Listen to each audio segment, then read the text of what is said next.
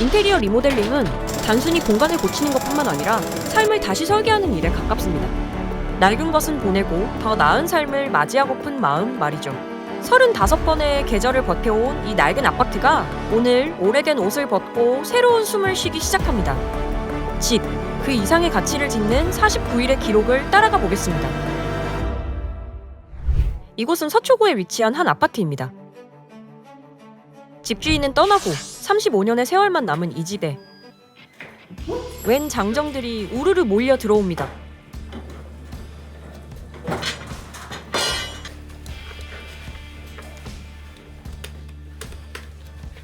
그리곤 거실 한가운데 모여 머리를 맞대는데요. 무슨 작전 회의라도 하는 건가요? 예. 요쪽에 지금 그 인입이 올라와 있습니다. 요 라인, 메인 라인은 최대한 안 건드리는. 곧이어 사람들이 집안 곳곳을 사정없이 내려칩니다.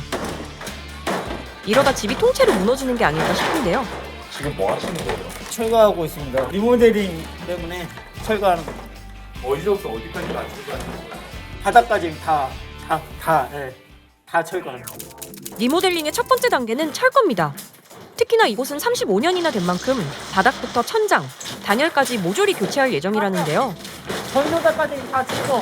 엄청난 소음, 그리고 뿌연 연기와 3일이나 싸움 끝에 드디어 철거가 완료됐습니다.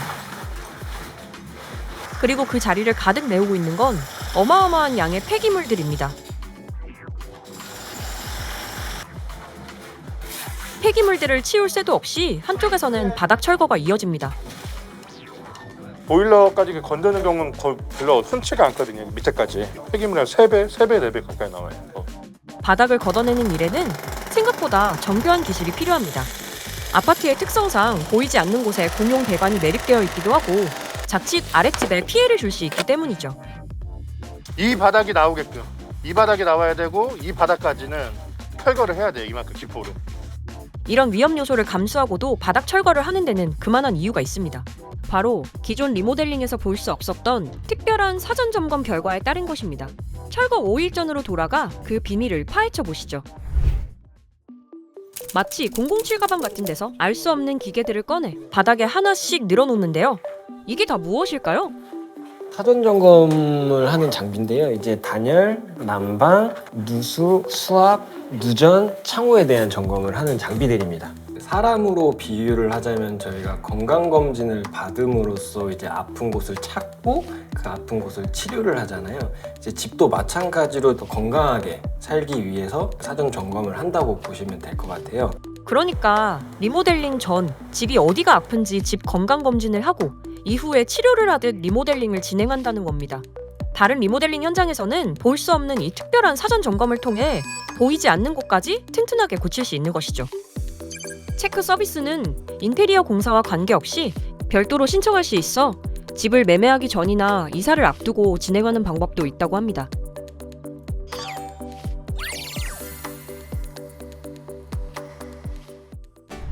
바닥 난방 공사를 다시 하는 이유도 사전 점검에서 배관 성능이 좋지 않게 나와서입니다. 침대만 과학인 줄 알았더니 요즘은 리모델링도 과학인가 봅니다. 사전 점검에 따라 기초 공정 설계가 마무리되면 이후에 실내 디자인이 결정됩니다. 레이아웃을 정하고 벽지와 바닥, 타일 같은 마감재를 고르며 실내 분위기를 정하는 거죠. 이 현장은 아이가 한 명 있는 3인 가족이 생활하는 공간인데요. 고객님께서는 깔끔하고 모던한 분위기를 선호하셨어요. 저희가 그레이 톤의 타일 마루, 그리고 화이트 실크 벽지, 무몰딩을 사용해 자재의 색상은 최소화해가지고 더 차분하고 정돈된 느낌이 들 수 있도록 디자인했어요. 그리고 고객님께서 이거 3가지는 꼭 반영해 달라고 말씀해 주셨는데요. 이제 대면형 아일랜드, 그리고 안방에 드레스룸이 있었으면 좋겠다. 마지막으로 수납 공간이 많았으면 좋겠다라고 말씀해 주셨어요. 그래서 이 3가지를 주안점으로 디자인 설계를 해드렸고 고객님께서도 제안드린 부분을 만족해 하셨습니다. 말로만 들어서는 잘 상상이 안 되는데요. 35살 아파트가 어떤 근사한 모습으로 변신될지 계속해서 같이 살펴보겠습니다. 다시 공사 현장. 오늘은 발코니 확장을 위해 벽 철거에 한창입니다. 모두가 분주한 이때 복잡한 현장을 누비며 연신 사진을 찍고 있는 사람이 보이는데요. 뭘 하는 걸까요? 공사 진행 중인 고객님들이 어쨌든 현장에 계속 보실 수가 없으니까 사진을 찍어서 저희 고객 단톡방에 매일매일 공유를 해드리고 있습니다. 리모델링 공사는 출근 또는 현장의 위험 등 여러 가지 이유로 집주인이 모든 공정을 보기란 현실적으로 쉽지 않습니다. 때론 작업자들의 눈치가 보이기도 하죠. 그렇기 때문에 현장 담당자와의 소통은 더욱 중요합니다. 공사가 얼마나 진행됐는지, 문제는 없는지 투명하게 소통하는 업체를 찾는 게 중요한데요. 그러기 위해서는 담당자가 매일 현장에 상주하는지도 빼놓을 수 없는 체크 포인트입니다. 현장에는 계속 상주하고 있습니다. 매일매일 작업자분들께 주의도 주고 공사하면서도 저희가 중요하게 생각하는 부분들에 대해서 언지를 드리기 때문에 품질이 좋은 편입니다. 철거가 진행되는 동안 폐기물들도 부지런히 밖으로 나갑니다.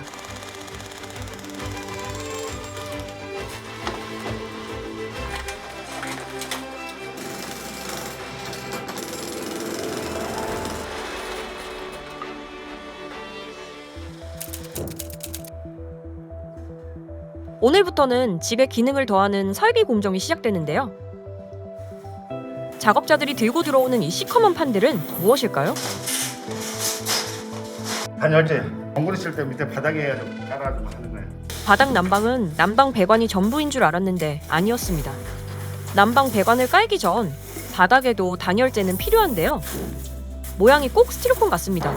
스티로폼이랑 비슷한 종류인데 이 제품 같은 경우에는 가공할 때 흑연 입자를 조금 더 믹스해가지고 이제 생산을 한 제품으로 얘 자체가 이제 난방 배관에서 나오는 열을 위로 반사시켜주는 효과가 있어서 또 효과가 조금 더 우수하다고 생각하시면 좋을 것 같아요. 그리고 단열재 위로 비닐을 한 겹 더 설치하는데요. 이 과정은 고객 입장에선 잘 몰라 놓치는 경우가 많기 때문에 꼭 체크하는 것이 좋습니다. 비닐은 단열재와 위에 시공될 시멘트의 분리층 역할로 습기를 막아 곰팡이를 방지하고 단열 성능을 유지하도록 돕습니다. 게다가 시멘트의 균열도 예방할 수 있다니 잊지 말고 챙기는 게 좋겠죠? 단열재와 비닐, 그리고 와이어 메쉬까지 깔고 나면 이제는 난방 배관을 설치할 차례입니다.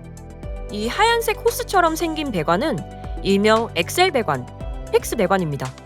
고분자 재질을 가교 처리해 고온 고압에도 내구성이 좋고 수명도 50년 이상이나 된다고 합니다. 난방 배관 스케일링 작업만으로 난방 효율을 올릴 수는 있는데 동배관 같은 경우에는 이제 오래되다 보면 누수가 생기는 경우도 있기 때문에 새로운 엑셀 배관으로 해서 난방 배관 교체 작업을 진행하게 됐습니다. 와이어 메쉬를 따라 꼬불꼬불 난방 배관을 고정하는데요.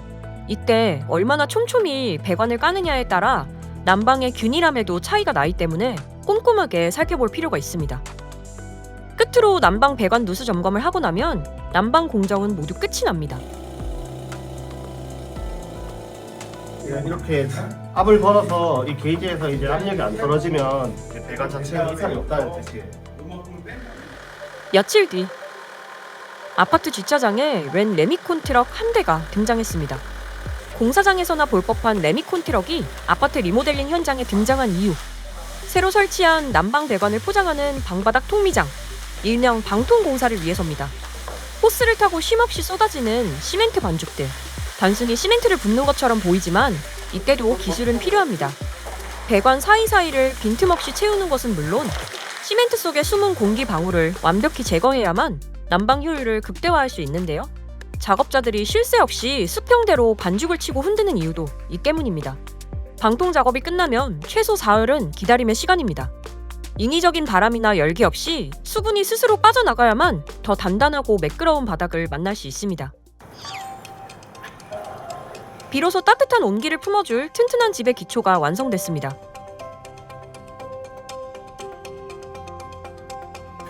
집을 따뜻하게 데우는 것이 바닥의 역할이라면 그 온기를 지켜내는 건 창호의 몫입니다. 낡은 창호가 숙련된 작업자들 손에서 거침없이 뜯겨나가고 그 자리를 대신할 새 창호가 준비됐습니다. 새 창호는 사전 점검 때 취약했던 단열을 보강하기 위해 이중창으로 설치될 예정입니다. 무거운 창호를 지탱하는 프레임 설치에서 가장 중요한 건 수평입니다. 이를 위해 프레임 설치 전 수평을 맞춰 블록을 받치고 우레탄 폼으로 한번 고정을 해줍니다. 그리고 그 위에 프레임을 설치하는데요. 창틀이 미세하게라도 기울면 창문을 닫았을 때 한쪽이 뜨는 등 하자가 생길 수 있어 작업자가 수평과 수직 작업을 제대로 진행하는지 확인하는 건 필수입니다. 또한 이중창은 단열 효과가 큰 만큼 무게도 상당한데요. 이 때문에 프레임이 휘거나 뒤틀리지 않도록 하부를 얼마나 촘촘히 고정하는지도 창호 완성도를 높이는 중요한 체크 포인트입니다. 끝으로 창틀과 벽 사이의 빈틈을 우레탄 폼으로 채우고 실리콘 작업까지 마무리하면 찬바람은 물론 소음까지 완벽히 차단할 창호 설치가 마무리됩니다. 진정한 단열의 완성은 이제부터 시작입니다. 창틀 주변과 외벽을 통해 스며드는 미세한 한기까지 잡아내기 위해 외벽과 발코니 중심으로 두툼한 단열재를 입히는 작업을 이어갑니다. 그런데 단열재 모습이 조금 낯섭니다. 인테리어 단열재로 주로 쓰는 것은 핑크색의 아이소핑크인데 이 제품은 은색입니다.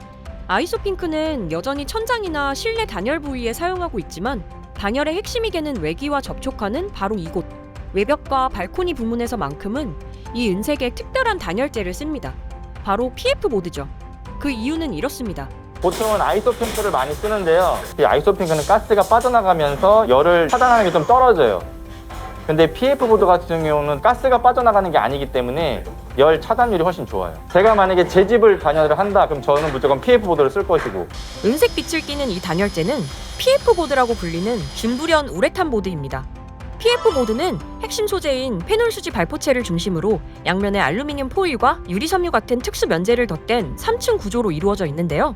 90% 이상의 독립 기포로 꽉 짜여 있어 아이소핑크보다 훨씬 강력한 단열 효과를 자랑합니다. 모서리 하나 으깨지지 않도록 정밀하게 재단한 PF 보드는 벽체의 규격으로 교차 시공합니다.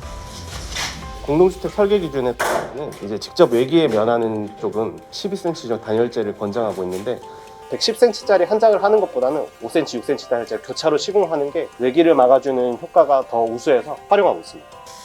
단열 공정에서의 킥은 바로 기밀 시공입니다. 한마디로 공기가 드나드는 틈을 막아서 열기가 새지 않게 만드는 작업이죠. 외부에서 들어오는 공기를 제대로 막지 않으면 집안의 열이 손실되고 바깥에 냉기가 유입되는 열균 현상이 발생되는데요. 결로의 원인이 되는 만큼 꼼꼼하게 막아주는 것이 포인트입니다. 우선 그 PF 보드 단열하는 방법에 대해서 말씀드리면요. 테두리를 둘러주고요. 붙이는 방향, 이쪽 방향이 세로 방향일 경우에는 가로 방향으로 이렇게 폼을 싸줘요. 그 이유는 혹시라도 결로가 생겼을 때 물방울이 이 안에서 머금을 수 있게 이렇게 하면은 솔직히 아래로 떨어질 수밖에 없거든요. 그리고 여기에서 이렇게 붙일 때 그냥 붙이는 게 아니고 살짝 이겨서 붙여요. 그렇기 때문에 솔직히 그 안에 틈은 없어요. 아, 그럼 이렇게 하면 별로 결로가 100% 안 생길 수는 없어요. 왜냐면 외부의 열과 안에 내부의 열이 다르기 때문에 결로는 생길 수밖에 없지만 그거를 최대한 다 막아주는 거죠. 접착제 하나로도 시공의 퀄리티가 달라진다고 하니 정말 챙길 게 한두 가지가 아니네요. 아무리 집이 겉에서 봤을 때 이쁘고 깔끔해도 이게 폭이 건강하게 돼 있지 않으면 후회를 많이 하시는 고객들이 많으셔서 인테리어 업체에게 어떤 단열재를 사용할 건지 어떤 두께로 사용할 건지 여쭤보시는 게 좋을 것 같고 난방비를 절약할 수 있는 아주 좋은 방법이라고 생각합니다. 단열 공사 이후에는 목공 공사가 진행됩니다. 공간의 구조나 가구 설치 계획에 따라 벽체를 하나하나 세우는 일인데요. 이때 콘센트나 스위치 위치에 맞춰 전기 개선 작업도 같이 진행된다고 합니다. 인테리어 공사 25일째. 어느덧 공사도 절반에 접어들었습니다. 오늘은 어떤 공사가 진행될까요? 조적벽이 그대로 노출된 이곳은 화장실입니다. 타일을 붙이기 전 가장 먼저 방수 작업을 한다고 들었는데요. 이건 그냥 시멘트 아닌가요? 1차 방수. 이게 나중에 이제 타일을 붙여도 그 안에가 튼튼해야 내부가 물이 이제 안 샌단 말이에요, 이게. 일명 시멘트 액체 방수라고 불리는 공법입니다. 일반 시멘트 반죽은 굳으면서 내부에 미세한 구멍이 생기기 마련인데요. 아예 방수액을 시멘트 반죽에 섞어 물이 스며드는 것을 미연에 방지하는 거죠. 겉면뿐만 아니라 시멘트 덩어리 전체를 거대한 방수판으로 만드는 과정입니다. 약 일주일간의 양생 기간이 끝나고 2차 방수의 날. 인 줄 알았는데요. 갑자기 벽에 투명한 액체를 또 바릅니다. 이건 2차 방수액이 아니라 방수 도료가 벽과 바닥에 착 달라 붙게 도와주는 프라이머입니다. 회사에서 갖다 준 거. 그런 다음 하얀색 천 같은 걸 코너마다 붙이는 작업이 또 이어졌는데요. 코너들은 좀 더 이제 크랙이나 이제 균열이 생길 가능성이 높기 때문에 방수 테이프라는 부직포 재질의 이제 테이프를 한번 바른 다음에 전체적으로 바르는데, 일반적으로 인테리어 시공하시는 분들 경우에는 이렇게까지는 진행 안 하고 도막 방수도 한 1회차 정도만 하시는 걸로는 알고 있는데, 저희는 이렇게 1차를 한번 진행한 다음에 좀 이제 말린 다음에 이제 2차까지 진행해서 방수 성능을 조금 더 꼼꼼하게 작업을 하고 있습니다. 가장 취약한 코너 부분을 보강하고 나서야 드디어 욕실에 파란색 도료가 채워집니다. 2차 방수막이 충분히 마르면 다시 한 번 더 방수막을 발라 3차까지, 그야말로 물샐 틈 없는 방수막을 완성한다는데요. 이렇게까지 꼼꼼하게 방수막을 도포하는 이유가 있을까요? 방수 같은 경우에는 이제 입주를 하시고 좀 지나봐야지 문제가 생기는지 안 생기는지 좀 알 수 있는 부분도 있다 보니까 도막 방수 작업을 할 때도 1회보다는 좀 이제 한번 바르고 또 여러 번 얇게 도포하는지 그런 것도 확인을 해주시면 좋을 것 같습니다. 일반적으로 대략 이제 1200에서 뭐 한 1300 그 높이로만 이제 전체적으로 방수를 진행하게 되는데, 저희 같은 경우에는 이제 1800 정도 높이로 이제 도막 방수 작업을 진행을 하고 있고요. 이제 인테리어 회사에서는 하자 보증 기간을 이제 1년으로 많이 말씀하시는데, 저희는 이제 법적 기준으로 적용을 해서 방수 보증도 3년을 적용하고 있는데, 인테리어 공사를 진행하실 때 방수 보증 기간이 얼마 정도 되는지 그런 것도 같이 확인해 주시면 좋을 것 같고,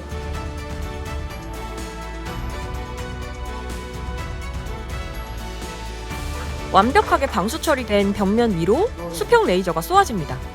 그런데 뭐가 잘못된 건지 몇 번이고 위치를 수정하는데요. 이 집 자체가 지금 수직 수평이 안 맞아 있는 거니까 끝과 끝에 수직을 다 맞춰 놓은 거고요. 레이저를 띄워서 이제 타일 레이저에 맞춰서 붙여서 올리는 거죠. 그럼 집이 수직 수평이 맞게 되는 거죠. 또 바닥 기울기에 따라서 타일이 틀어지는 경우도 있기 때문에 벽면 전체의 모습과 바닥과 만났을 때의 균형까지 생각해야 하는 아주 세밀하고 계산적인 공정이라고 합니다. 드디어 첫 타일이 자리를 잡으면 나머지 시공은 빠르게 진행됩니다. 첫 타일을 기준으로 1:2mm의 간격을 두고 붙여지는 타일들. 신중하게 첫 타일을 붙인 덕분에 코너까지 자투리 타일 없이 말끔하게 시공이 됐습니다. 바닥 타일 역시 한 장 한 장 디테일이 필요합니다. 겉보기엔 평평해 보여도 물이 배수구 쪽으로 자연스럽게 흐르도록 정교한 기울기를 만드는 것. 바로 타일 공의 핵심 역량이기 때문입니다. 만약에 조금 어디선가 고이거나 조금 뭐 물 흐름이 원활하지 않다고 생각 드시면은 그런 부분 이제 업체 쪽에 문의하셔서 같이 확인하시는 게 좋을 것 같아요. 가로 세로 60cm나 되는 큰 타일 덕분에 비교적 작은 구축 화장실도 고급스러운 무드 가득, 호텔 화장실을 떠올리게 합니다. 주방과 현관에도 차례로 예쁜 타일들이 시공됐습니다. 조금씩 다르지만 전체적인 무드는 통일감 있게 잘 시공이 되었네요. 입김 나던 늦겨울부터 벚꽃 피는 봄날까지 이어진 49일의 기록. 보이지 않는 기초부터 꼼꼼히 채워나간 시간은 이제 건강하고 따뜻한 보금자리로 완성되었습니다. 자고로 한국인은 머문 자리까지 아름다워야 한다는 말이 있죠. 마지막 공정은 공간에 새숨을 불어넣는 김공 청소입니다. 공사 현장의 미세한 분지는 일반 먼지와 달라 더 세심한 손길이 필요한데요. 벽지의 결부터 보이지 않는 구석까지 숙달된 전담팀의 꼼꼼한 청소로 리모델링의 진짜 완성을 향해 갑니다. 단순히 예뻐진 것을 넘어 기능부터 스타일까지 완벽히 새로워졌습니다. 49일간의 치열한 고민이 만들어낸 놀라운 결과물, 지금 바로 공개합니다. 네, 거실을 한번 설명드리면 저희가 원래 층고가 구축 아파트는 좀 낮아요. 근데 저희가 천장도 철거를 하면서 층고를 약간 높였고 무몰딩을 하게 되면 조금 더 면과 선이 정리된 느낌이 들거든요. 전체적으로 공간이 넓어 보이고 안방은 가벽이 있어요. 중간에 침대 헤드보드로 사용하실 수도 있고 패브릭 소재로 되어 있어서 조금 호텔식 고급스러운 느낌? 고객님께서 아무래도 수납을 많이 원하셔서 여기 북박이장 말고도 여기 모두 다 서랍장으로 만들어 드렸고요. 저희 주방 인테리어 보시면 아일랜드가 원래는 작게 나오는데 이제 수납까지 하기 위해서 저희는 큰 아일랜드를 선택했고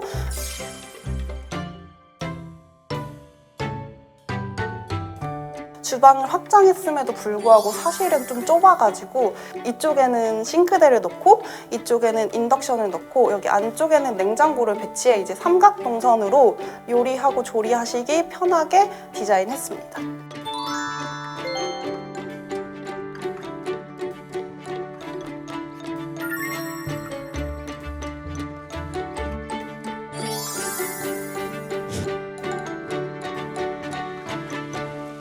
이 집의 진짜 이야기는 이제부터 시작입니다.